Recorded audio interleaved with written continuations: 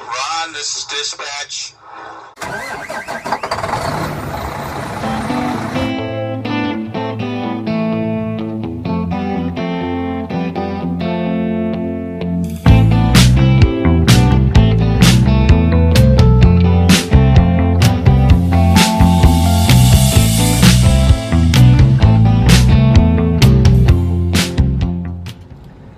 Hello YouTube, Buck Rub here from Buck Wild Trucking.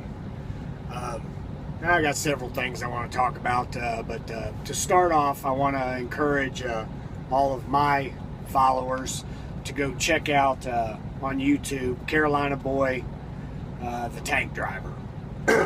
He just put a video out, and he's going to be putting more information out regarding a petition that he's going to be trying to get together so that we can change a law through Congress. Before that can happen, we have to get 200,000 signatures, and I encourage you to listen to what he has to say and see what information that he'll put out, because it's real good information. What we're trying to do is eliminate the 14-hour clock, and the only way to do that is to go through Congress, because it is law. For those, most of you know what the 14-hour clock is, but for those of you that don't, we are allowed to work 14 hours a day. In that 14 hours a day, we're allowed to drive 11 hours. The 11-hour driving clock stops. If we stop and take a break, we stop to eat, we start to fill up, stop for anything, stop to sightsee, that 11-hour driving clock stops. The 14-hour clock, however, though, is never ending. When you go on duty and start your pre-trip, your 14-hour clock starts, and it continues to run. So if you go at work at 6 o'clock in the morning, you are allowed to work until 8 o'clock that evening. That's a combination of driving, going to shippers, whatever. That clock does not end. Now, I understand what Congress was trying to do when they passed the law, or proposed the law initially. You know, big truck wreck happens and everybody scream, we got to do something, we got to make a law. You know, everybody's real big on make a law. Yeah, laws fix everything. Well, laws don't fix everything, and they haven't reduced the amount of truck accidents. If anything, they have increased those amount of truck accidents. Now, I don't have the stats, you know, based on hearsay and word of mouth, but I do know that truck drivers are exhausted. There's no reason that I can't pull over at noon and take me a 2 or 3 hour nap. Well, I can't do that because I'm doing what's known as chasing my clock. If I stop and take a nap, that 14-hour clock still continues to run. If I'm stuck at a shipper for 4, 6, 8, 12 hours, my clock continues to run. Prime example, I've been sitting here at Coca-Cola bottling for an hour. They haven't even started to load me yet, but my 14-hour clock is still running. Now, I'm not working. I'm just sitting here chilling, making YouTube videos, looking at Facebook. Not working at all. I can climb in my sleeper berth and go to sleep if I want to. Doesn't matter. According to the law, I'm still working, and that clock is not going to end. So in turn, if I can't stop and eat dinner, or stop and take a break, or stop and take a nap, or stop and sightsee, it doesn't matter. My 14-hour clock continues to run, and all that causes is exhaustion. So we're not helping anything. All we're doing is hindering the problem, and it causes people to cheat. Now, most people are on e-logs. It's real difficult to cheat those, but it can. But people on paper logs, it hasn't changed anything. Now, that's not to say that I say everybody should have e-logs. I mean, if you're running your own company, you should be able to run your business the way you want to. Shouldn't be mandated that you go on e-logs that are hooked to your truck.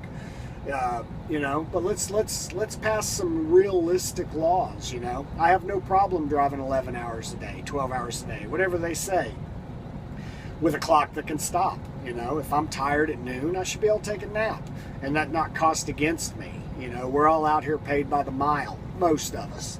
And if we're paid by the mile, if the wheels aren't turning, you're not earning. So I can't take that nap. You know, I'll be talking to my wife on the phone, you know, what are you doing? I'm driving. Man, I wish I could take a nap. Well, I can't take a nap. I need to get to where I'm going, and that 14-hour clock is not going to allow me to take a nap. So you're causing exhausted drivers to be on the road. And all these drivers are trying to feed their family. That's what they're doing. So anyway, I'll stop there. You can listen to his information. He's going to put more information on how you can sign the petition. 200,000 signatures is what we need to get it to the House floor. And let's try to make some real changes and not just some stuff that some lawyer has pulled out of his ass thinking this might work, because he don't know. You don't know. Come on, we all know politicians and how they work. They get the greatest job in the world, great vacations, plenty of rest, whatever they say. Anyway, next subject. Shadow Wolf. My boy Shadow Wolf a couple months ago put out a video to truck drivers entitled "Wash Your Stanky Ass." It's a great video, it's true. You know, I'm in these truck stops, I'm standing at the counters, and you could smell some of these guys. People really need to take more showers. Now, I know you can't take one every day, but you do need to shower more often than once a week. I mean, come on. We get a free shower at any truck stop when we put in 50 gallons of fuel. You need to use that. Okay, so I guess a lot of people have watched this video because I'm watching people wash their ass. The problem is they're doing it in the sink at the damn truck stop. I'm in Arkansas. Yesterday morning, I got up and I went in to use the restroom, needed to wash my hands, and there's 4 truck drivers standing at the 4 sinks. They're taking a shower in the sink. I mean, they're washing their hair, they're washing their face, they're washing their junk, washing their toes. The sink's nasty, it's covered in water. Man, I'm really glad you guys got the message. But go utilize them showers. Them showers are there for a reason. Come on, have some consideration. I can't even go in there and brush my teeth. You're washing your feet in the sink. What the hell? Come on. Alrighty. Man, this trip, this is another good week for me. I left out Tuesday, left in Houston, spent the night in Arkansas, and I went to a little town here north of Milwaukee to drop my load. Ended up getting there at 10 o'clock last night, and they didn't have me unloaded till 2 o'clock in the morning. That's all. That's fine. I mean, I was hoping to have enough time to make it to the truck stop, but of course they ran my clock out, so I can't legally drive on the streets once my clock is out. We can go to what's known as a safe haven, but I mean, if the shipper will let you sleep there, I guess that's as safe haven as you can get. So I spent my 10-hour break there at the shipper, spent the night, and then got up, drove to a truck stop about 20 miles away, got my coffee, and took care of whatever other morning business I needed to do there. And now I'm in Milwaukee. I'm picking up at the Coca-Cola bottling plant, and I'm taking this load to Bellevue, Washington, about 2,000 miles across the northern United States. I've never seen most of these states. I'm super excited about this trip. Talked to my wife on the phone last night.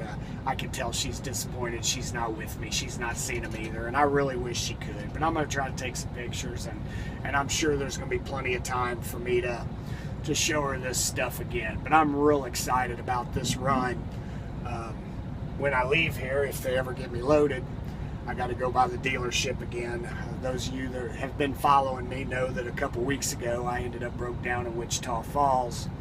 Well, my check engine light's on again, and before I make this trip, I want to make sure that everything is fine. So I'm going to run by the International dealership when I leave here and have them check this engine light, find out if it's clogged up DEF filter, which I'm sure it is.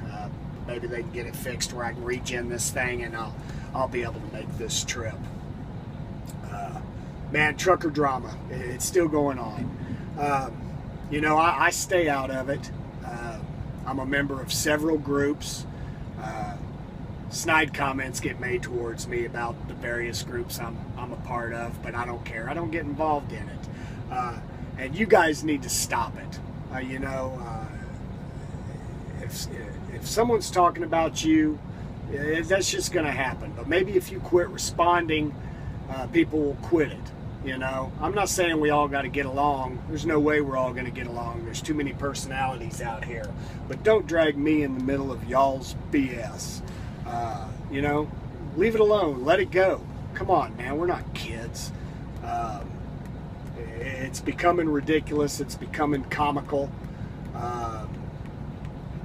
Come on, some of the stuff is kind of funny. I mean, it is, but it's going to get serious, and everybody is pushing this comedy to the limit, and I cannot imagine any good coming from it. None. Leave each other alone. I mean, you don't have to get along. Don't associate with them. But we need to quit talking about each other. You know, we're never going to unify the trucking industry. Didn't happen in the 70s, didn't happen in the 80s, didn't happen in the 90s, and it's not going to happen now. You are never, ever, ever going to unify the trucking industry.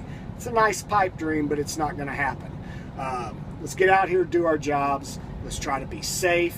Let's move this freight. Let's make this money and quit talking about each other. All right, I'm done.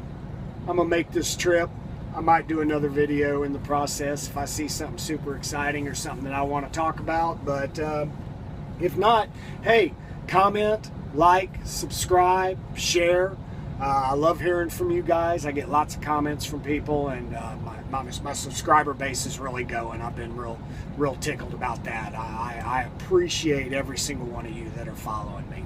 So until next time, I'm Buck Rub. Out.